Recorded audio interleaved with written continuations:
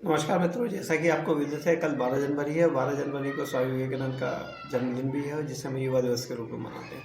हो सकता है मित्रों आज जो वीडियो लेके आए वो लंबी हो जाए, लेकिन मुझे उम्मीद है कि आप इसे पूरा देखेंगे तो आपको बहुत सारी नई नई जानकारियाँ प्राप्त होंगी।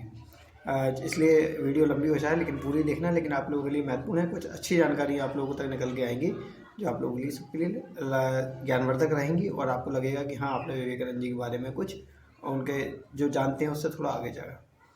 तो दोस्तों, जैसा कि आप सबको पता है कि भारत जो भूमि है वो देव भूमि है। यहाँ पर ऐसी अनेक विभूतियाँ पैदा होती रही हैं जिन्होंने अपने व्यक्तित्व और कृतित्व से पूरे विश्व को आलोकित किया, प्रकाशित किया और मानव समाज के लिए अपने आप को समर्पित कर दिया। उसी श्रृंखला में स्वामी विवेकानंद जी थे हमारे। तो जैसा कि मित्रों आपको विदित है कि संयुक्त राष्ट्र संघ जो हमारा है उसने 1984 में अंतर्राष्ट्रीय युवा वर्ष घोषित किया कि हम युवा वर्ष मनाएंगे इस समय। तो उसी समय हमारी जो सरकार थी उन्होंने अपने मन में विचार लाए कि हम भी अपने देश का एक युवा दिवस घोषित करें और युवाओं के लिए एक दिन समर्पित करें। तो उसी के क्रम में 12 जनवरी 1984 को ही अपने जो विवेकानंद जी की जन्म जयंती थी, जन्म दिवस था, उसको युवा दिवस के रूप में घोषित किया और उन्हें युवाओं के प्रतीक के रूप में हम सब लोगों ने स्वीकार कर लिया। ये उनका पहला क्रम रहा 12 जनवरी के रूप में काम करते हुए। मित्रों, जो बात अब इसमें हम क्रम में बात कर रहे हैं कि ऐसे कौन कौन से व्यक्तित्व थे जो स्वामी जी के से जिनका संपर्क हुआ और वो वहाँ पर अपने काम को कर पाए। तो मित्रों, हम बात कर रहे थे कि स्वामी विवेकानंद के व्यक्तित्व को हम कैसे समझ सकते हैं। मुझे याद आता है वो वाला प्रसंग जब स्वामी विवेकानंद शिकागो की विश्व जो सम्मेलन था उससे लौट रहे थे जब, तो पूरे भारत में और पूरे देश विदेश में उनकी ख्याति व्याप्त हो गई थी और भारत के जो जनता थी उनके स्वागत के लिए आतुर थी। तो रामेश्वरम जो हमारा समुद्र तट थे, वहाँ के पंबन नाम का एक द्वीप था, यहाँ पे पंबन नाम की एक जगह थी, बंदरगाह था, यहाँ पे स्वामी जी का आगमन हुआ। वहाँ के जो राजा थे राम सेतु, उन्होंने स्वामी जी के स्वागत की पूरी व्यवस्था की और स्वागत के लिए तत्पर हो गए। वहाँ पे उनके बहुत सारे भाषण हुए। स्वामी जी ने उस समय कहा था कि मेरी चिर पुरातन भारत माता एक बार फिर जाग रही है और अब ये सोएगी नहीं, और मैं देख रहा हूँ प्रत्यक्ष रूप से कि आगे जाके जो आने वाली सदियाँ होंगी वो भारतवर्ष की होंगी। ऐसा स्वामी जी ने वहाँ पे कहा। उन्होंने कहा कि जिनकी आँखें नहीं हैं वो इसे देख नहीं पाएंगे और जो विक्षिप्त हैं अर्थात जिनकी बुद्धि ठीक नहीं है वो इसको समझ भी नहीं पाएंगे। ऐसा स्वामी विवेकानंद जी ने कहा कि भारतीयों के लिए, उन्होंने कहा कि आने वाला जो समय है वो भारतवर्षों के लिए, भारतवासियों के लिए होगा। और आज हम देख रहे हैं कि आज पूरा भारत और विश्व की निगाहें केवल भारत देश पे लगी हुई हैं और उसमें युवा शक्ति बहुत बड़ी भूमिका निभा सकती है। तो मैं इसमें कुछ प्रसंगों का उल्लेख कर रहा हूँ जिनसे आप समझ सकते हैं कि विवेकानंद जी का व्यक्तित्व कैसा था। तो मित्रों, ये बात उस समय की है जब स्वामी विवेकानंद शिकागो यात्रा पर चल रहे थे। तो जमशेद सिंह टाटा जी से उनकी मुलाकात हुई, जो टाटा कंपनी से उसके फाउंडर थे उस समय के, उनसे उनकी मुलाकात हुई। तो जब स्वामी जी अपने डक पर खड़े हुए थे, जमशेद सिंह टाटा जी ने उनसे जाके कहा कि आप वेशभूषा से और भाषा से भारतीय लगते हैं। तो स्वामी जी का उनका आपस में परिचय हुआ। उन्होंने काफ़ी समय तक बात की। उस समय दोनों अपनी अपनी यात्राओं पे थे। जो जमशेद सिंह टाटा थे वो अपने व्यापार उद्योग को बढ़ाने के लिए विदेशों की यात्रा कर रहे थे और स्वामी जी अपने गुरु की जो शिक्षाएं थी, जो उन्हें जो प्रेरणा मिली थी गुरु से, उस जो सनातन का संदेश था उसे प्रचारित करने के लिए विदेश जाना चाह रहे थे। तो उन्होंने अपने बीच में डिस्कस हुआ। काफ़ी लंबे समय तक वो साथ रहे। स्वामी जी ने ऐसा कोई विषय नहीं रहा जिसे टाटा जी के सामने न रखा हो।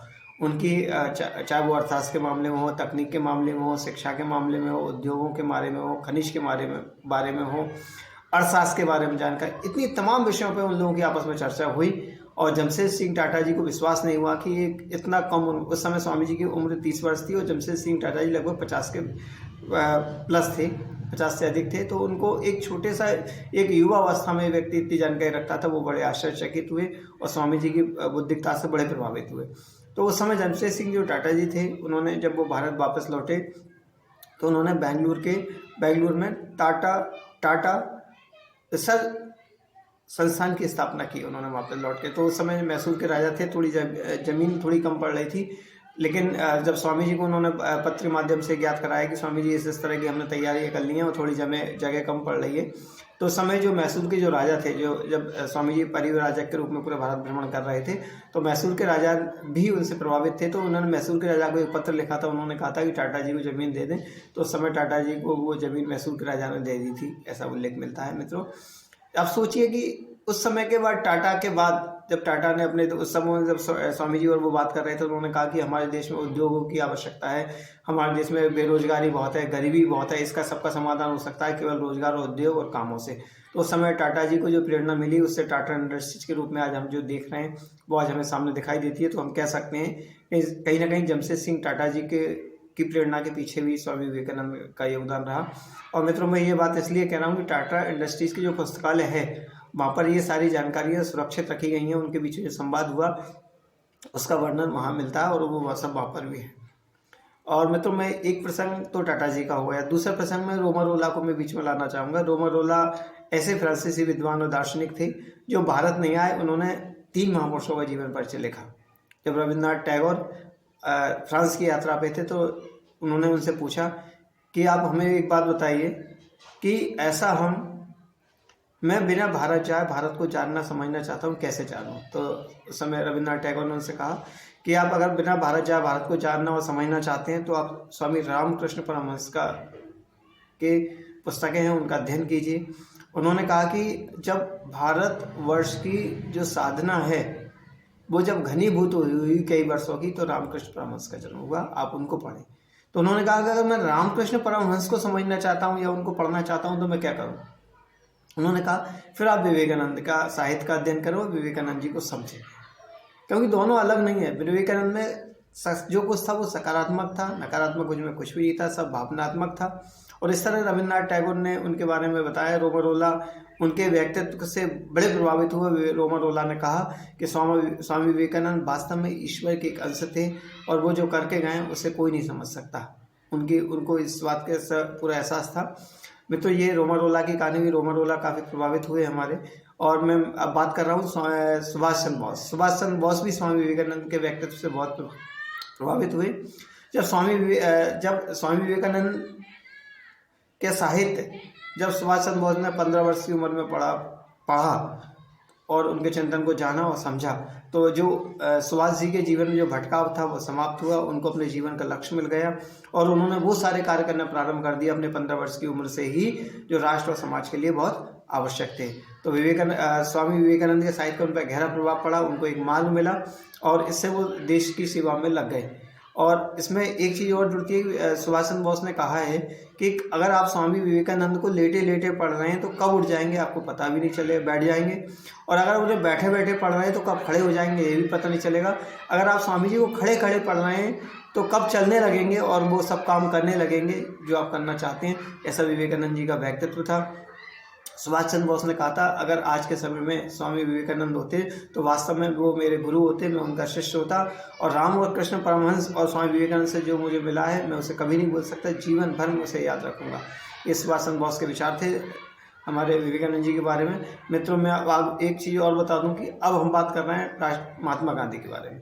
महात्मा गांधी उस समय जब भारत आए तो उन्होंने काफ़ी प्रयास किया स्वामी जी से मिलने का, पर वो स्वामी जी से किसी कारणों से उनकी भेंट नहीं हो पाई। तो महात्मा गांधी की बड़ी इच्छा थी कि वो उनसे मिले, लेकिन जब 30 जनवरी 1900 जब उनको स्वामी जी विवेकानंद के बारे बेलूर मठ जाने का मौका मिला तो उन्होंने उस समय कहा कि जब से मैंने स्वामी विवेकानंद की पुस्तकें पढ़ी, उनके विचारों को जाना और समझा, जब से मेरा जो राष्ट्र प्रेम था वो कई गुना बढ़ गया। तो ऐसे राष्ट्र भक्त और राष्ट्र को समर्पित मैं युवाओं का आह्वान करता हूँ कि विवेकानंद जी ने जो हमसे उम्मीदें की, आशाएं की, आज जिस तरह से पूरा भारत देश उनको जानता है, हम सब लोगों को उनके बताए हुए रास्ते पर चलना चाहिए। और मुझे पूरा विश्वास है कि जो युवा स्वामी विवेकानंद का साहित्य पढ़ते हैं और स्वामी विवेकानंद जी के काम करते हैं, उनके जीवन में कभी भटकाव नहीं आता, उनको कभी भी कोई परेशानियों का सामना नहीं करता, उनके अंदर एक अलग ही ऊर्जा जाती है और वो भारत माता और देश की सेवा के लिए हमेशा तैयार हो जाते हैं। मुझे आशा है कि वीडियो बड़ी हो गई, लेकिन आप लोग पूरा देखेंगे तो आपको रोमरोला, सुभाष चंद्र बोस, महात्मा गांधी और अपने इन सब लोगों ने क्या कहा उनके बारे में, इसका उनसे व्यक्तित्व का परिचय मिलेगा। बहुत बहुत धन्यवाद। नमस्ते।